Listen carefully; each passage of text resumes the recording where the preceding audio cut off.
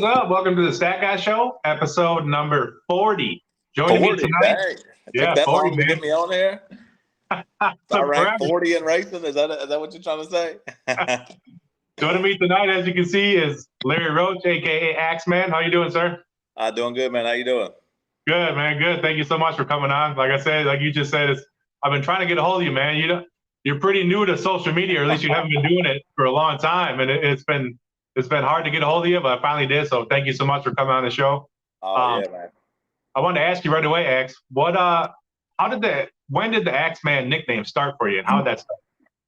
So in my normal life, real life, I have a logging company, but I drive tractor trailers. So that's my CB handle is Axman. So that's how all that started. So once I got in, I raced my whole life, but around 2014, I was 275 drag radial racing, and I put a saw blade on the front of my car for extender. I mean, back in the day, we really didn't worry about the extenders, but as you got faster, more competitive, we went to putting this extenders. Then I put the axe on there, and that kind of stuck. So everything grew from there. Nice. Hey, so I can see you're at your house right now. Are you? We're on the break, so we got about 6 weeks off till the next No Prep Kings race. Are you happy to be on a break? Because you're on the road for 5 weeks in a row. Yeah, I'm kind of happy to be on a break, but the way it went down at the last race, it kind of I'll be in my feelings a little for the next 4 or 5 weeks. I mean, the one person that when I go to them races or any race, I don't care if it's street or track, No Prep Kings, like if Ryan Martin is there, that's who I want to race because that he is like, I mean, to me, he's at the top of the ranking. I mean, he is at the top. I mean, he's won more than anyone. So I feel like he puts you in your place when you race him. I mean, he lets you know where you stand. And I've never beaten Ryan at the track. I never have. So that's kind of a goal of mine. I want to beat him, but it hadn't worked out for me yet. So to go on this break and he put me out at the last race, that's pretty tough. Yeah. Hell yeah, man. I hear you. So let's go back to the beginning of the year, Ax, now. There's been a lot happening so far this No Prep King season. Yeah. The biggest one, in my opinion, is so you haven't been full-time racing in No Prep King since season 3, really. You've raced here and there in the last couple seasons. What made you decide that this year was going to be the year you're going to go full-time?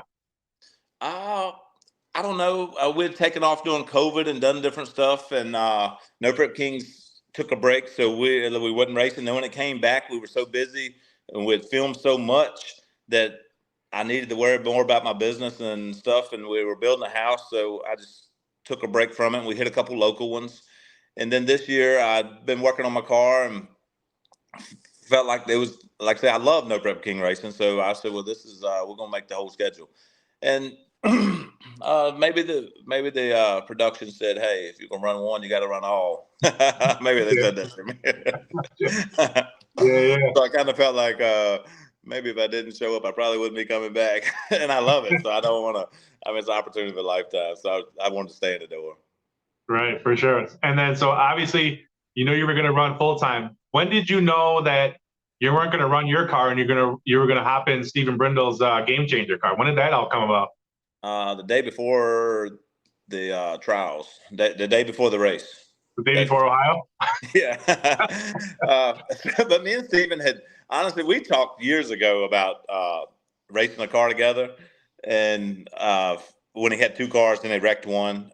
So we'd talked back and forth several times. And then right before, we had talked earlier before the first race. And we decided to go testing the day before Ohio. We went to Bristol, and I had my car there, and we had the Game Changer there, and I felt like his program was top notch. I really did. It was pretty tough, honestly, to get out of my car and get in his. But once I made a pass in it, and looked at how things were, and I know how busy the schedule is, and I love hanging out for all the fans and the kids and stuff at the races.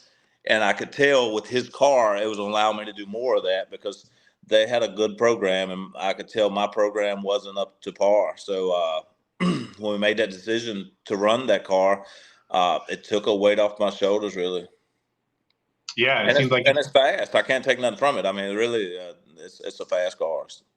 yeah, it seems like it's a good combination for both of you. Both of you are Yeah. benefiting from the relationship. So that's good.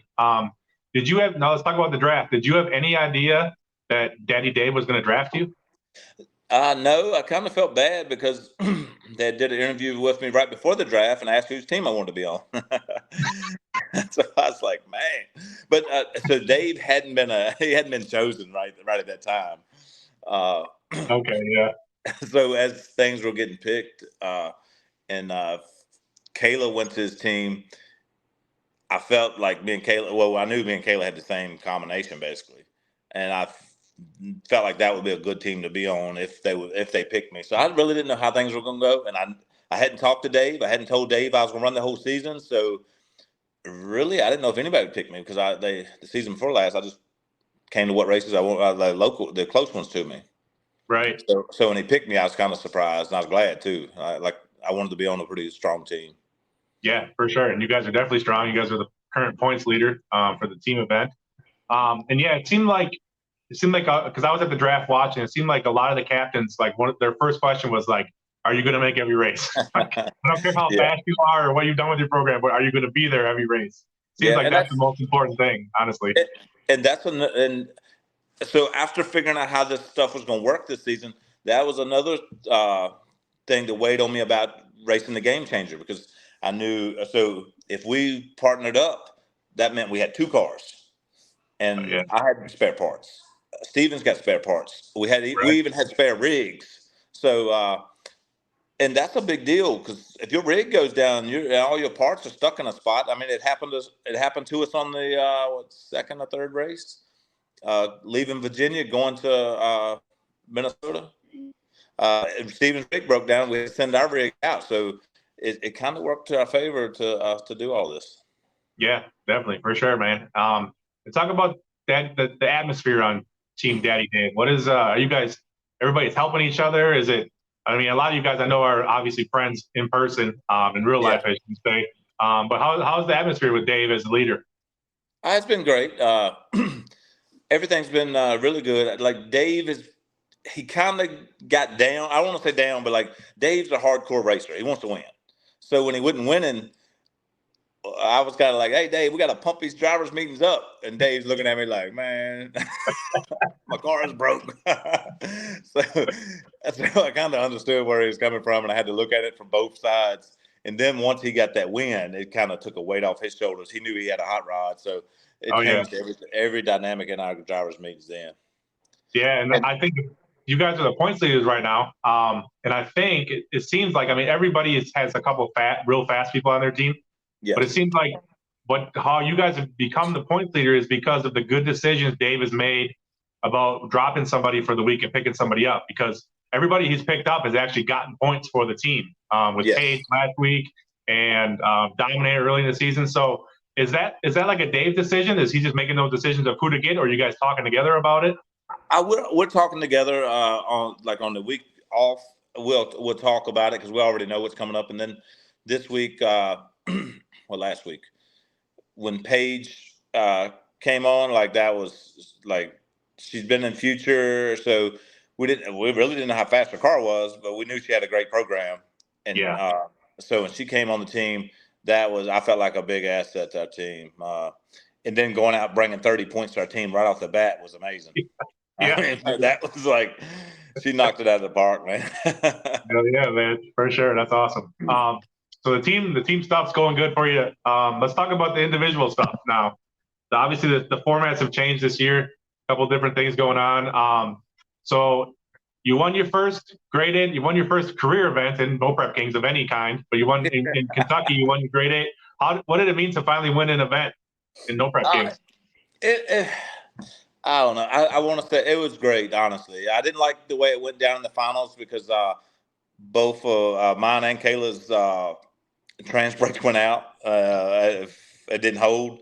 Just happened. I rolled in first, so I caught it with my foot brake, and she rolled in second, so she had to be in a hurry, and it rolled right through. But it was awesome, honestly. I got that out of the way, and I was hoping to roll into the Invitational and do the same, but it didn't quite work out. I know, man. It's tough. And really, I felt like the game changer was flying, like it really was. And when we started changing the transmission out, something changed. Like the car hasn't been right the day after we changed the trans, and then the last race. So that's why we're gonna go testing here real soon to figure out what happened, because it's like we had a hot rod and we lost it. Right. And Ryan kind of showed us that we lost it. Really, he did. Yeah, Ryan's on the get back trailer right now. So, so is that the plan during this break here? Is to test at least once and get ready for the? Oh yeah, we're gonna probably tear up a lot of shit. Really, like we're gonna test a lot. Right. Yeah, that's the plan, is to really do some serious testing. Right. So okay. So we talked about you won the grade 8, but you're currently second in the grade 8 points. So the points in the grade 8 are different than the points invitational. So someone like you can win it one week and not do well in the invitational. So now you're not even in the grade 8 going into Tulsa. So talk about how hard it is, because if you think about last year, and I know you didn't race too many times last year, but last year, if you were good in the grade 8, you could miss a race or two in the invitational and still be good, or vice versa. This year, you have to do good in both, or you're good, or you're screwed. Yeah. You have to do both Saturday and Friday.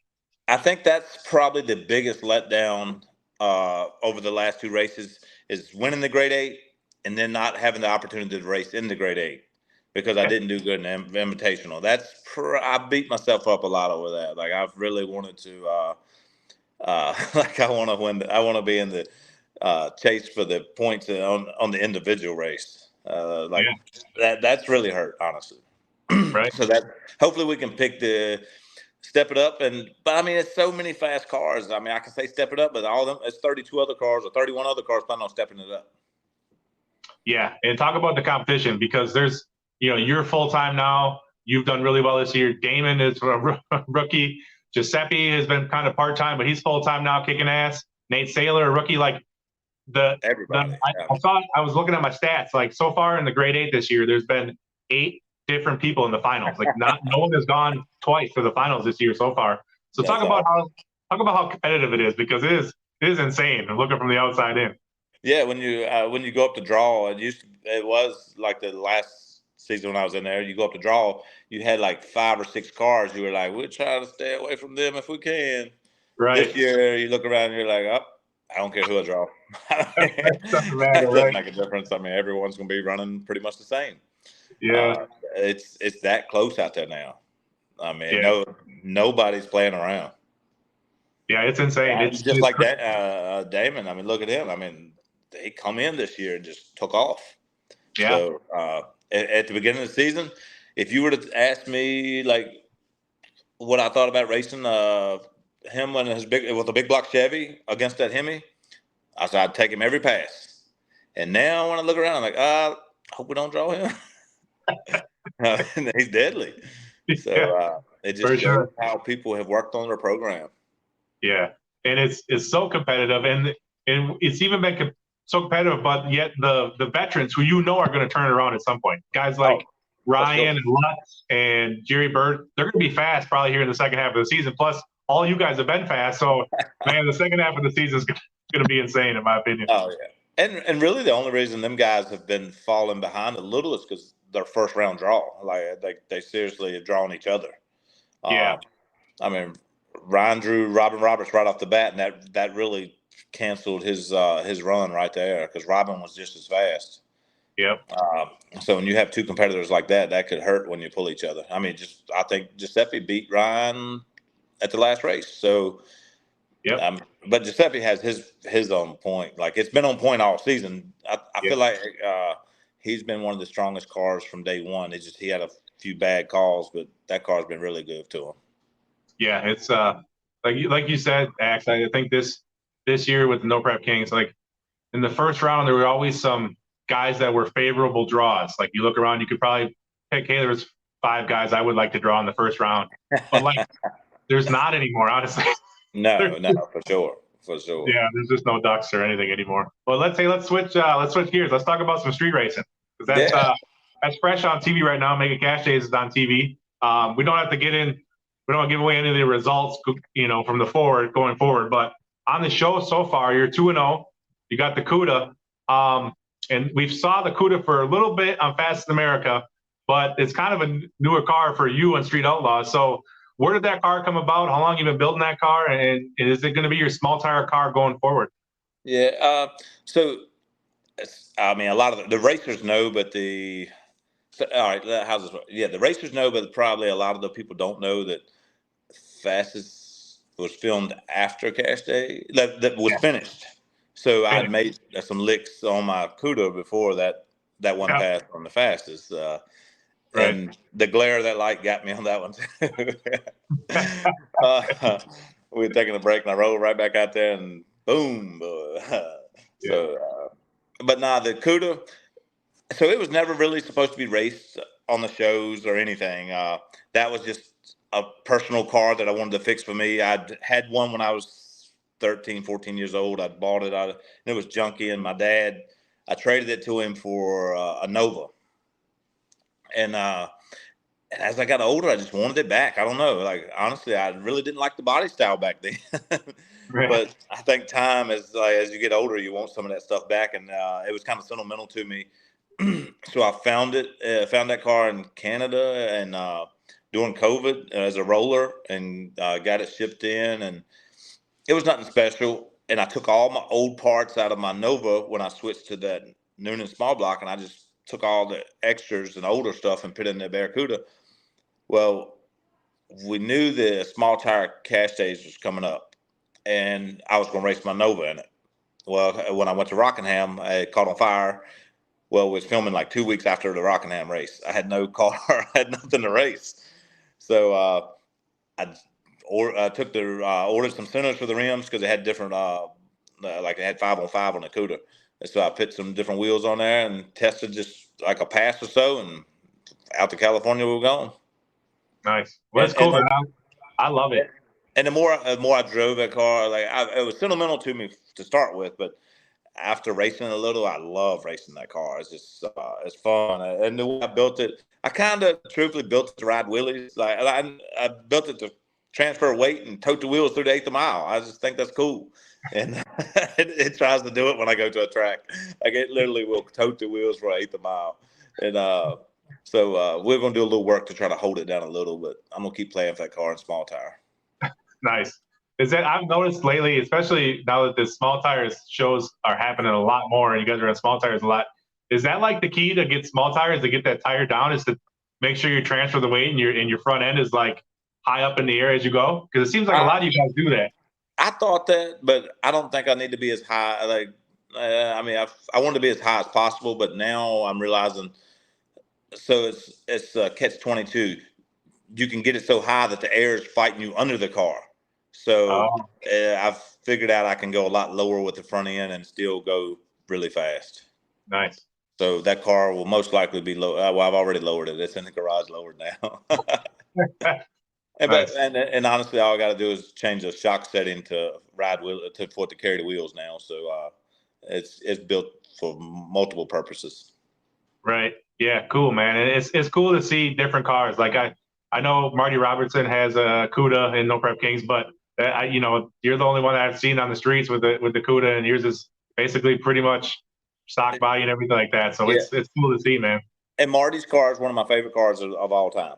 I mean, from like I go back years ago and radio race and all. That's always been one of my favorite cars. And I maybe seeing that car may have been what triggered me to thinking about my old first car, wanting to go back to that. Right. Yeah, for sure. And I hope that, and I've done like the small tire stuff. I really enjoy it.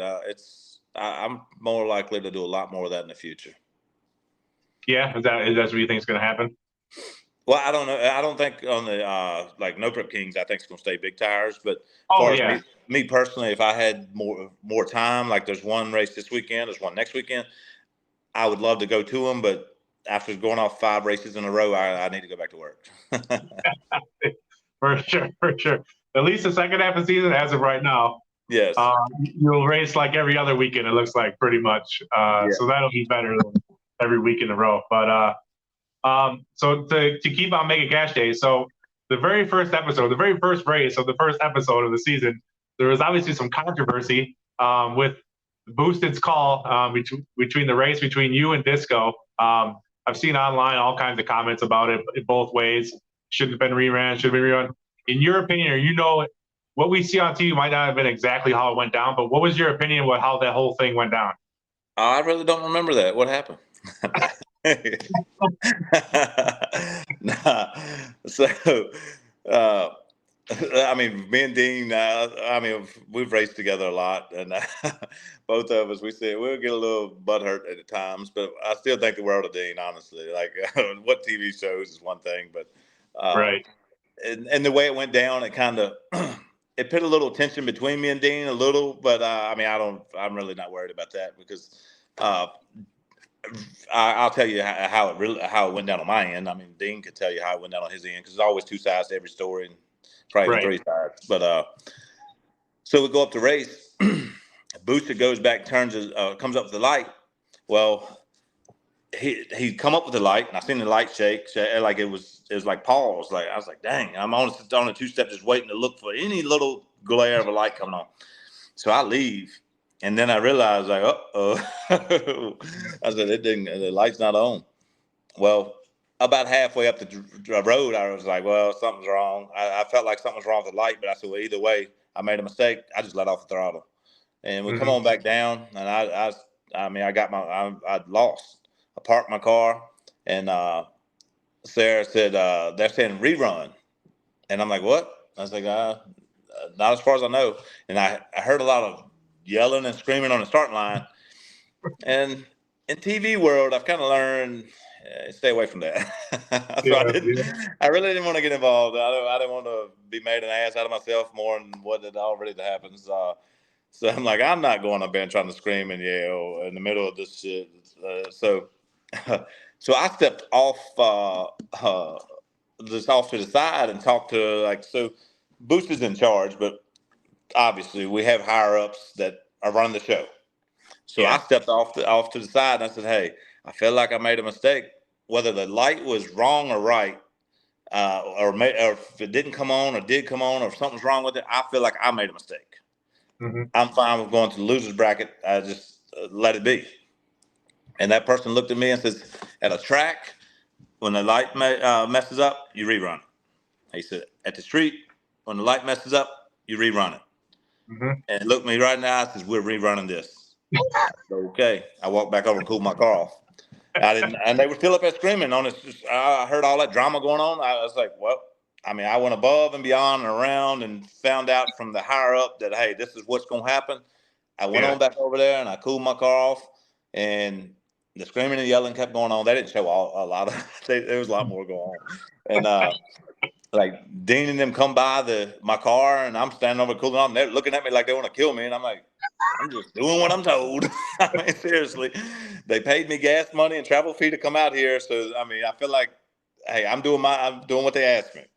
Right. And when someone's heated, even myself, like if I'm heated, just leave me alone. Let me cool off. And I could see Dean and everybody was heated, so I just stayed. I didn't want to pour salt in nobody's wound. I was just letting everybody cool off, and I said, let it be. I mean, maybe they will end up not rerun it, but I mean, I'm just doing what they told me to do. Right. We go back up, and they were saying we changed the tune in the car. We did this. Well, actually, the road came around, and the car went a little faster because the road came around. We really didn't change anything. But, I mean, at the end of the day, I was just doing what they told me to do. I would have went to the loser's bracket. It didn't. I mean, I'm real serious when it comes to racing, but I wasn't going to let that make or break, man. But, like I say, when it come out on the show, I hated it for Dean, but at the end of the day, like I say, and really, they didn't even say what happened to the light, and I know what happened I know how the light worked, and I know why probably they wanted to rerun it, and I probably shouldn't even say. Well, I'm not going to say. I got something. No, we're good. You don't have to. The light just didn't. It didn't work like it was supposed to work. I like it. Yeah. It was a malfunction, right? That's kind of how I saw it too. Like just same as a tree malfunctioning, or JJ raising his arms and not putting his arms down. Like what if JJ just stood there for an extra 5 seconds and do nothing? Both guys are going to jump, right? You know what I mean? And at the end of the day, it caused a lot of drama, and it made good TV, and a lot of people talked about it, and a lot of people watched it. So apparently, we all done our job. Oh yeah, for sure. For I sure. mean, and they would love for that much drama to be on every pass. I mean, everybody would tune in. We'd have 500 million viewers if we had that much drama. Yeah, for sure, for sure. Yeah, so actually, we've seen you, and when it comes to the streets, we've basically seen you on every possible show you can get on Street Outlaws on the streets. Even, I mean, you've seen on Fast America, Mega Yeah. Cash Gaze, America's List, Endgame you were on. When, I gotta ask you, when is the Axman Show coming out? Because it looks like it's about to happen, man. Nah, I I just like racing on these shows. Really, we enjoy it. We enjoy our real life. We've had so many opportunities, and really, I've seen stuff flash in front of my eyes where I felt like I could drag race for a living.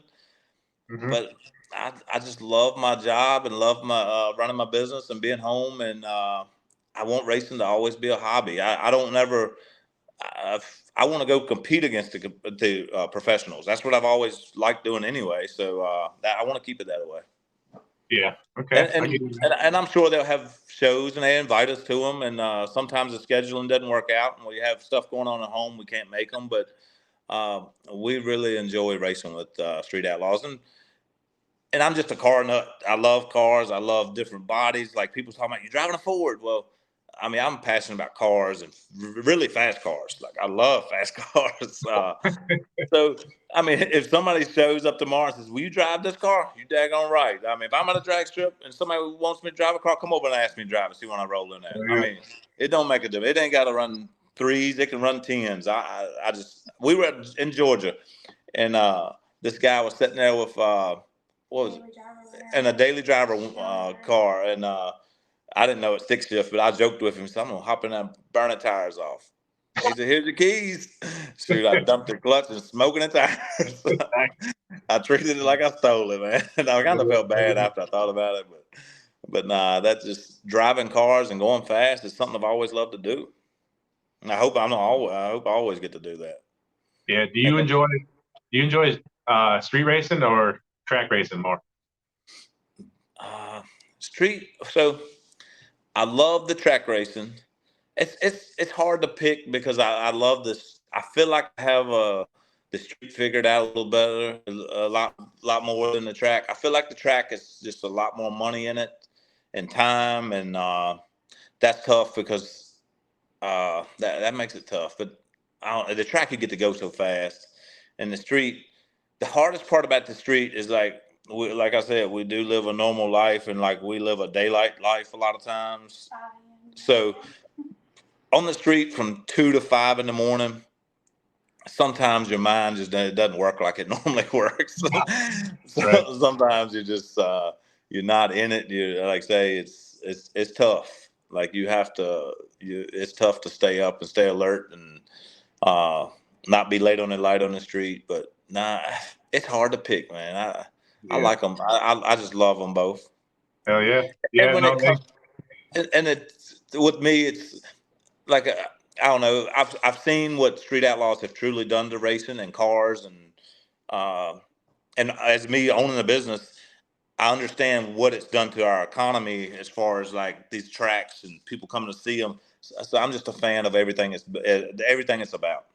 Yeah. No, you're right, man, for sure. And I went to Ohio and I went to Minnesota, and the stands were packed, as you know, and it's been packed every race this year from what I've seen. So yeah, and if you think about all them car parts, all them people, and people coming to buy gas and people buying parts, that's a boost in our whole economy. So I just think it's badass. Yep, I'm with you, man. I agree. Ax, I got a little portion of my show where I read off some stats. I'm a stat guy. I've been doing stats for a while, so I gotta incorporate some stats. Okay, I used to do good and bad ones, but I got rid of the bad stats, so I'll just do good stats now. But There we go. so I got an MPK stat, and it's a little one. It's just so far this year, you've done so good this year.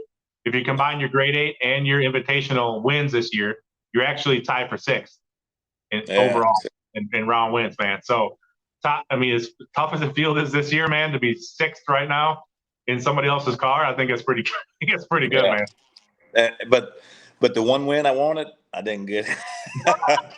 Like that one, that was like the deal there. Like, I mean, and I wish, I don't want to drive him nuts racing him 47 times, but I'd race Ryan 47 times just to sit until I figure out. I'm going to get lucky on one of them. Right, yeah. Well, this, again, so I got another stat for a couple more, but this actually has to do a little bit with Ryan Martin. So on America's List, you were on America's List season 1 and 2.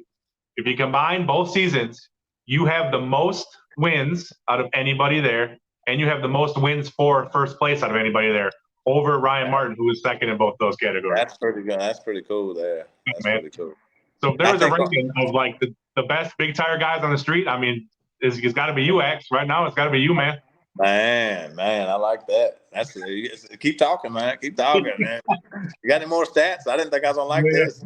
I got one more to do with that. Now it's crazy, right? So Ryan Martin is second to you in America's List, but in both seasons, you guys have not raced each other around one time. Oh man, we only raced each other in cash days. Yes, in cash. Cash days. That's right. Not in America's List. In both seasons, you guys have done both. He won the second one, you won the first one. You guys done so well, but you've never raced each other not one time in America's List. That's crazy. That is crazy. Yeah, cause one America's List, I was up top, and the next America's List, he was up top, so I had to run my way back. Yeah. Oh yeah, and you were you kind of blew it at the beginning there, man. Because I think if you could have won one of those races early on, I think you would have been right there for the #1 spot. But you couldn't. Yeah. There wasn't enough time for you to catch it. Yeah. Now so behind the scenes, we keep track of how fast all these cars are. Like we communicate with each other. And me, Kai, and Ryan were right there. Like we were betting 100. I mean, we were right there. Them draggies were matching up pretty tight. yeah. How's that, man? How's that? Well, hey, Ax, I don't know. I don't think you can see the comments. You might be able to click on your phone. There might be messages. But if anybody's watching, whoever's watching right now, everybody watching, if you got a question for Ax, post it in here and I'll read it to him. We'll take a couple of questions if that's all right with you, Axman. Oh yeah, that's fine. Just don't read the bad one because I'm sure there'll be some slaughters in there. Now, sometimes they're fun. Sometimes they're fun to read the bad ones because you're like, would somebody really write that? Like seriously. I know, Ax. I'll tell you, man. I'm not at the level you guys are at, but like, since I've grown my page now over the last year, I've gotten I get messages, private messages, and I forward them to some of the drivers, and I get some pretty nasty ones, and they're all like, "Well, welcome to the club because we get these daily." You know what I mean? Hey, in this business, good is good and bad is good. Yeah, for sure. That's kind of the way. I mean, like say if they're watching and they're pulling for some driver. If it's not me, they're probably pulling for somebody else. So that's a good thing at the end. Yeah. Okay, we got a question from Jonathan Hayden. It said, "How did you first get with the JJ crew?" So we were out racing. Was it Fastest 2? Yes, I was out racing Fastest 2, and we just got to hanging out and stuff. And JJ went to a Pro Charge Hemi car, and so we started hanging out and racing together. And really, I will say that JJ's pretty slick. Like he's good. He's good on the street. So he taught me a lot. So the biggest thing, all right. So this is when it really hooked up. We were going testing. He offered to let me go testing with him. Like they were going out and testing one night, and I said, "All right, that'd be cool." And I'm thinking like JJ's. He's up top, so we're gonna have a place. Roads shut down. They're gonna take care of JJ. He's a big TV star. So there's 6 of us. I think Lee Roberts, JJ, Brian, a couple of JJ's rigs. So we all cruising out, leaving Scotts Bluff, I think. Yeah, Scotts Bluff.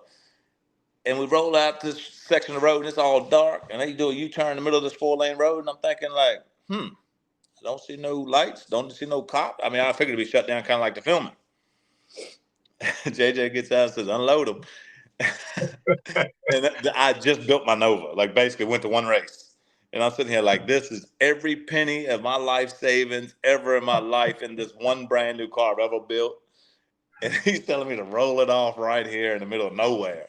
And we did. And I made that lick. And I had the biggest adrenaline rush I think I've ever had in my life. And that's kind of where it started right there. Nice, Like, man. and then the cops showed up. I mean, it goes on and on. Like, we built so many memories. I mean, like, they was awesome, man. Yeah. No, and I actually met you at a arm drop a couple years ago in Wisconsin. You and Yes, JJ and stuff came yeah. up. Quarter Talk about, mile. huh?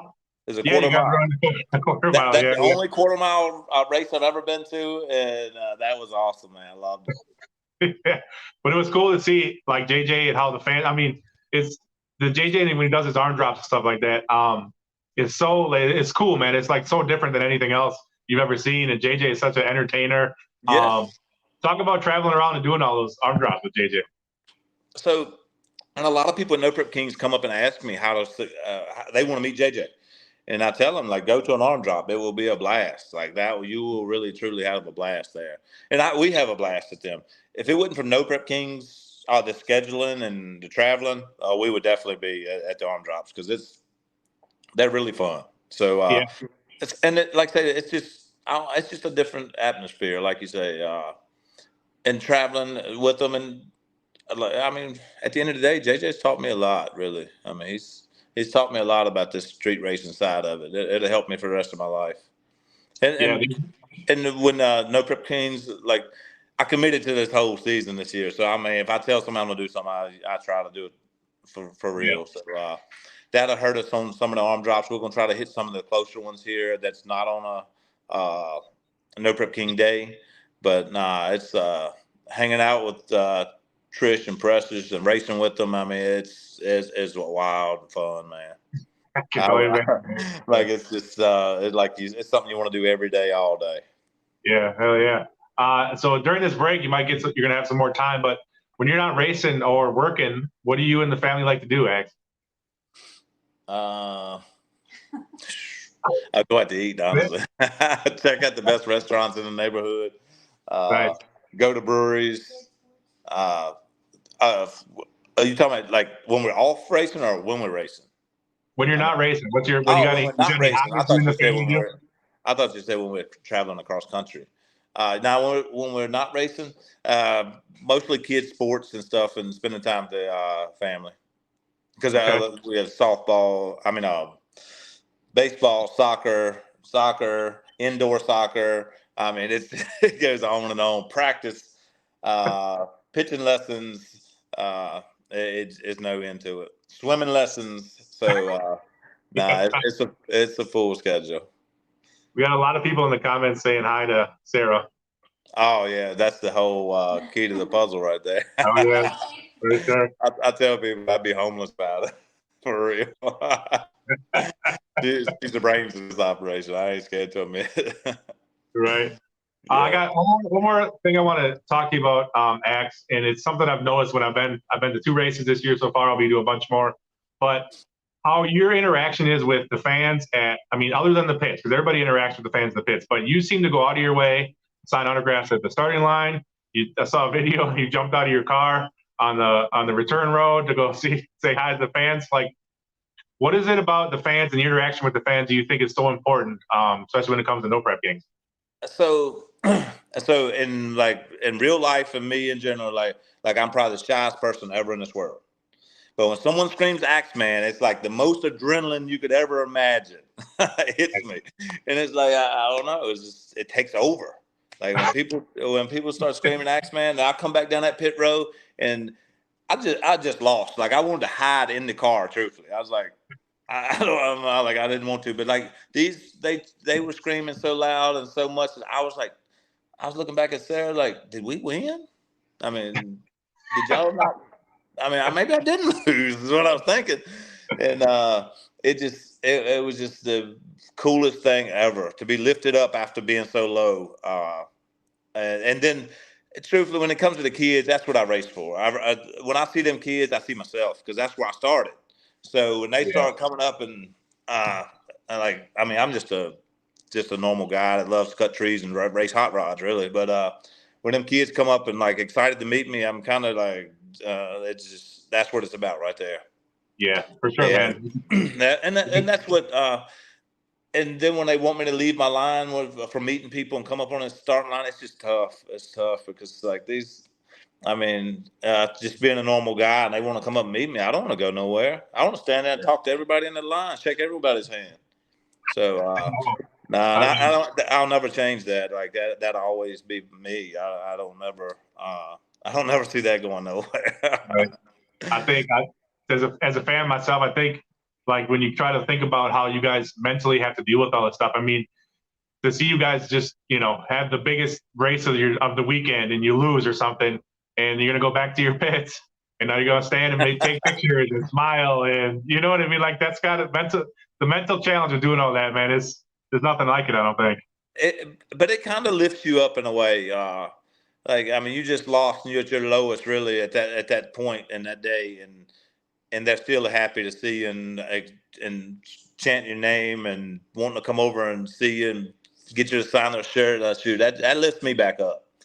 Like I had the biggest frown and upset when I got put on the trailer last weekend, and then go back and people were showing up. I was like, this is all right here.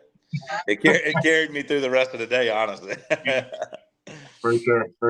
And really, so and a lot of times when I get to talking to people in the starting line, a VIP or up in the stands, and like I'm a hardcore truck driver. Like I love truck driving, and to me, truckers carry. I mean, they carry our whole country really.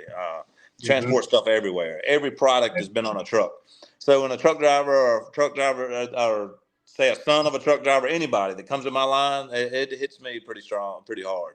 So because I know what it's like to do it and how hard it is. So it's like we connect right there on the spot. Right. Yeah.